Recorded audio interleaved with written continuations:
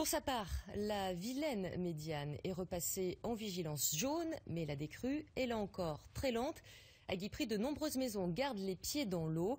La mairie a fait appel aux bénévoles de la protection civile qui sont épaulés par la SNSM. Anthony Masto, Lionel Bonis. Le niveau a baissé de près de 60 cm en 24 heures, mais de nombreuses zones autour de Guipry restent inaccessibles à pied ou en voiture. Les bénévoles de la protection civile, aidés par les sauveteurs en mer, doivent donc rester mobilisés. On profite donc de cette accalmie relative pour accompagner des gens qui ont besoin d'aller chercher des affaires personnelles, des papiers ou éventuellement même qui ont des animaux à ravitailler, donc dans des zones isolées. Direction le sud de la commune. Des quartiers en bord de Vilaine ont été complètement submergés. La plupart des maisons sont vides, mais les bénévoles de la protection civile et de la SNSM doivent s'assurer que tout va bien. Certains propriétaires sont partis précipitamment et il faut s'occuper de leurs animaux. Un peu plus loin, un habitant leur a demandé de l'aide pour surélever quelques meubles. L'eau est montée à plus d'1,40 m dans le sous-sol.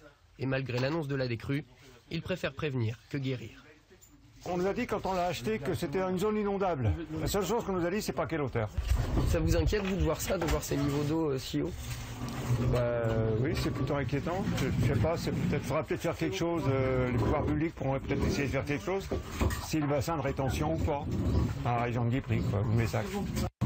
Inquiétude, doute, au-delà du coup de main, le passage de la protection civile ou de la SNSM est aussi l'occasion pour les sinistrés de parler quelques minutes. Parfois, même s'il n'y a pas de souci, par exemple l'éclusier, on allait voir hier, on passe, on discute avec la personne, ça fait du bien aussi au moral, parce que le moral pour eux c'est pas facile, quoi.